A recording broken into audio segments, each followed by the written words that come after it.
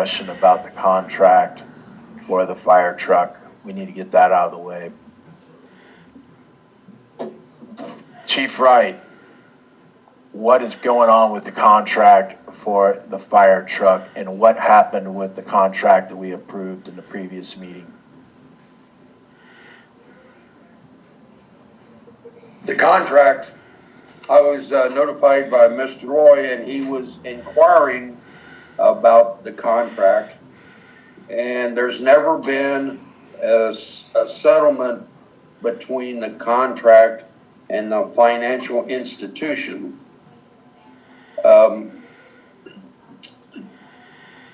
On how All-American is going to receive their money. So that was the discussion yesterday with the representative from All-American. So did the trustees pass the resolution? That's on the agenda for tonight. So I guess Mr. Wolf, Mr. Mann, so do we have the corrected paperwork ready to go and vote on for tonight's meeting? Is that what we got on tonight's agenda?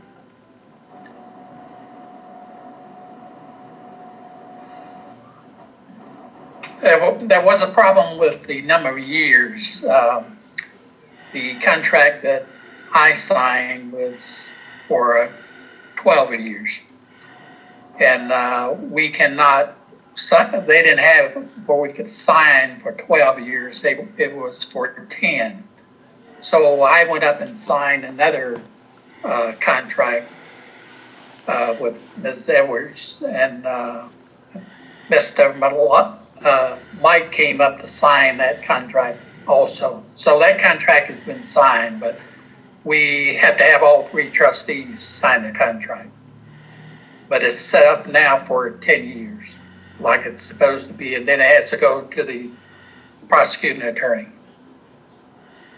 Okay, so according to our agenda tonight, we have to vote out the amendment to make these changes. Is that correct?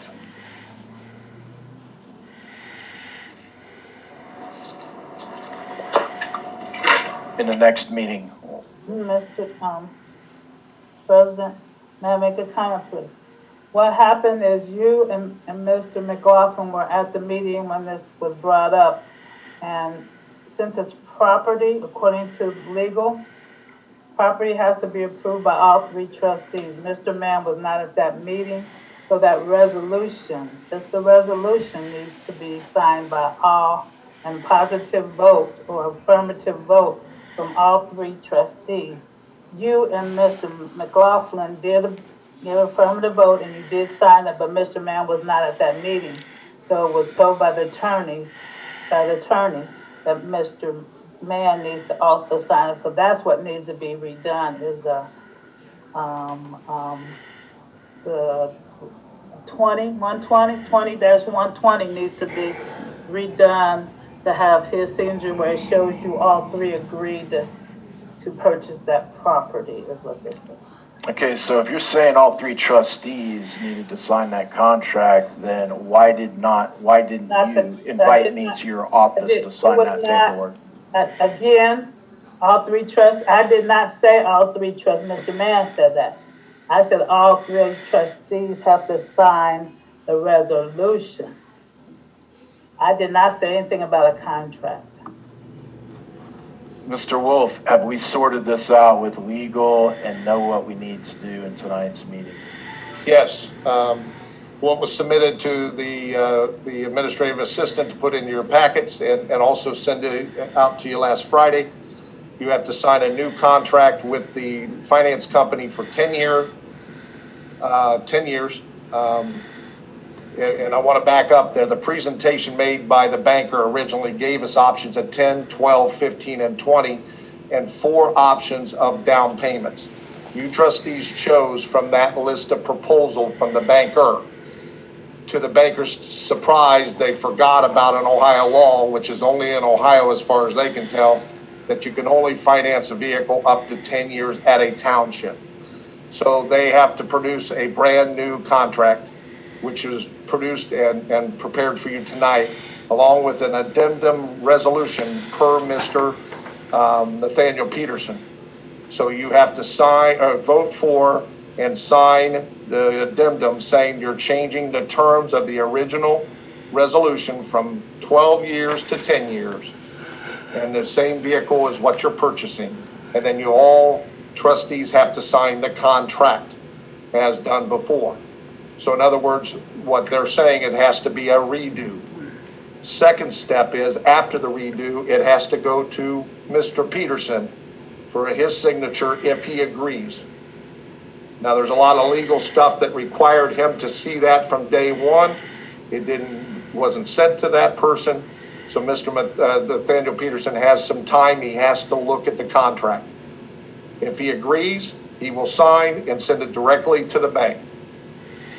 Or he will report back to you trustees that he's not signing it. But you have to take the first step to addendum the first resolution that said 12 years back to 10. And number two, you have to sign a brand new agreement, according to Mr. Peterson. Okay, any other discussion on the amendments to the contract for the attack pumper? I would suggest that you put the right amount on the resolution. It says 299,000, but it's actually 299,275. If you look at the paperwork, I think that's correct. So it's not just 299,000. So it's 795, 299,795. You just said it was 275 a minute ago. Which one is it? No, I just looked at the paperwork and I corrected it.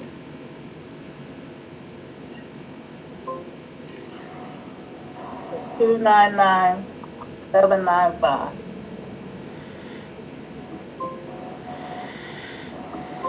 Okay. Okay, any other discussion on the attack pumper? Okay, let's go back to the issue that there was changes to the vacation schedule in the closeout meeting. And I guess it's my understanding that this was reviewed by Nathaniel Peterson at the county, and we have to reinstate the dates that were omitted. Is that everybody else's understanding? I have a hard time understanding it if I never saw the paperwork from Nathaniel again.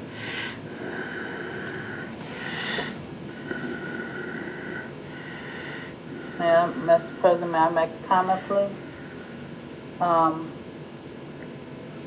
The documentation, the handbook for 20 was signed by President McLaughlin at the time, 1/1/2020, page 14 of 16. I sent you a copy of that, I thought, but maybe I did. If you look at that, was the last one I was given to after it was signed. I'm pretty sure it was sent to me by either Mr. Wolf or Adrian, and I filed it away. And it says in there there's only 10 holidays, and that's what you guys voted in Resolution 20-124. Today, there's in this package, there's a handbook that's dated revised 1/21/2021, which has 11 holidays. Well, you already voted on a resolution that matched the handbook on the 29th of December, and it's not violating any handbook at that point in time. You're just now going to adopt this one, so now it's not violating anything because it's already been adopted. That would have to apply, in my eyes, that would have to apply to your next time you would do vote for the holiday schedule, because the one that was signed in 2020 only had 10 holidays, which is what you put in Resolution 20-124. You can reference that if you go back and look at that revision of the Handbook 1/1/2020. If you look at that handbook, you'll see that. I'm just going by the data that I was given. I'm not giving you any false data. I'm giving you what I have in my records because I am the fiscal clerk and I do file away what I have been given that you guys, trustees, all three of you have approved. I'm only giving you the facts. I tell you this every time. So there's no violation of any handbook. Trustees, That was may approved. I address this? You have the floor, Wolf. When the resolution for the end of the year 12/29/2021 or 20, the resolution approving all of our operational items included the handbook, included the holiday schedule, was reviewed by Mr. Peterson. And let me explain to you why we bring this to the floor. Tracy is right, the number of dates for 20 of 20, because you did not adopt on the 29th of 2/20, you did not adopt the handbook as written. It goes back to 1/1 of 2/20. Tracy is right. It names all the holidays that are on this list: New Year's Day, Martin Luther King Day, President's Day, Memorial Day, Independence Day, Labor Day, Columbus Day, Veterans Day, Thanksgiving Day, and Christmas Day. We make sure, Adrian and I have every year since we started in 2016 together, that we follow the handbook and the calendar. So we vetted all this. That's why the dates were presented like they were. Let me explain. 6.1, it says holidays that fall on a Saturday will be observed on the previous Friday, while holidays that fall on a Sunday will be observed on the following Monday. So in the resolution 20-124 that was passed last year, or proposed for this year, you struck out that Friday of both Christmas Eve and New Year's Eve. Your holidays fall on a Saturday, Christmas Day and New Year's Day. So you have to give the workers that day off per that Friday per the handbook, 6.0 and 6.1. We're only protecting the trustees from looking at their handbook and following what the handbook says. That's why we had to bring this to you, or we wouldn't have. It's just a matter of trustee decision of what days you want us to have off. That's not the issue here. The issue is what the handbook says. And that's why we vetted this with the attorneys to make sure we knew what we had done was correct. That's what I have to say. That is correct, Steve, but what you're doing again is a play on words. We agreed to Christmas Eve and New Year's Eve not being that Friday. We're not giving Christmas Eve off and Christmas Day off. You're getting one day off, and that day is a Saturday, so we agreed per the handbook that you're getting Christmas Eve off as Christmas Day. And the same for New Year's Day. We agreed, when the handbook states that when it falls on a Saturday, you get the Friday before. So we agreed that Christmas Eve and New Year's Eve are a day off as for the Christmas Day itself and the New Year's Day itself. Still 10 holidays for the year as the handbook states. And Mr. Wolf, you're on mute again. Mr. Wolf, you're on mute. Mr. Wolf, you're on mute. Thank you, Tracy. Thank you. This paper here crossed out the word Christmas Eve, and there is no New Year's Eve on what you crossed out on the document that you all signed. So you have to correct this document. It says Christmas Day observed and New Year's Day observed.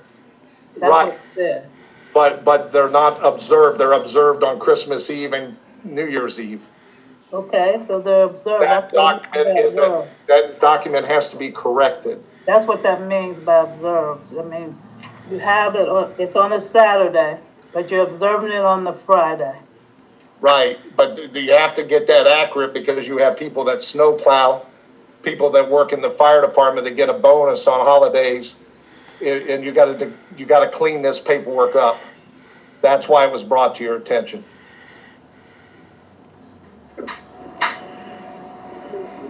Any other discussion on holidays? Mr. Trustee McGuire, there's no comment on the Thanksgiving Day then one, right, Mr. Wolf? Is that the only one? The two are Christmas Eve and New Year's Eve. So before we end this conversation, what are you gonna do to clean this up? Because we're not voting now, but you'll vote in the meeting and you won't have anything determined. Yeah. Well, we'll make this, if the trustees want, we can make a verbal vote that you honor December 24th as the day off, because Christmas Day is a weekend, We did which that. is a normal day off, and the same thing with New Year's Eve being December 30th, or 31st, I'm sorry. You award that to the workers based on the handbook. We did that. Well, Is it Mr. Wolf, crossed out? but Mike? Mr. Wolf, that's what I was saying. Crossed out, Mike, on what you drew. You crossed out those dates. You can't And do, per the handbook, it follows on the Friday. no, holidays fall on a Saturday, the Christmas Day. Per the handbook, the day off is the Friday. Correct, but you crossed those out on the paper that you signed. You crossed it out. It needs corrected because it's a document. Only thing was crossed out was Christmas He's gonna Eve, make it his way. New Year's Eve, and it was put day and Christmas Day. That's the way the federal government says it, observed. They say it just like that, and this is correct. If you got something from the attorney, I would like to see it so we can do it correct in the future. Everybody has this paper from the meeting and it crosses out Christmas Eve. It's all crossed out right here Right. and there is no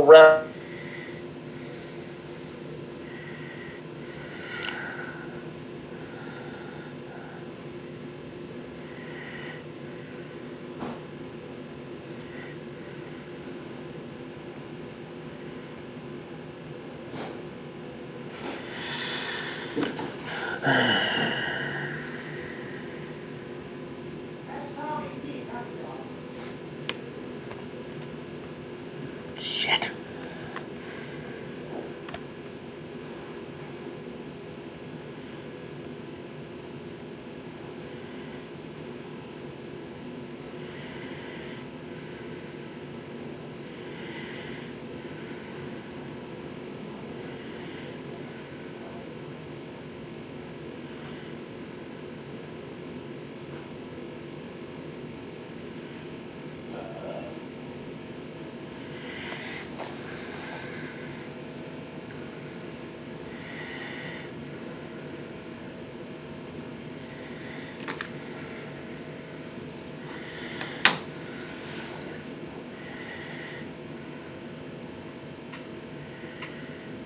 Meeting host, please unmute all the mics for the trustee.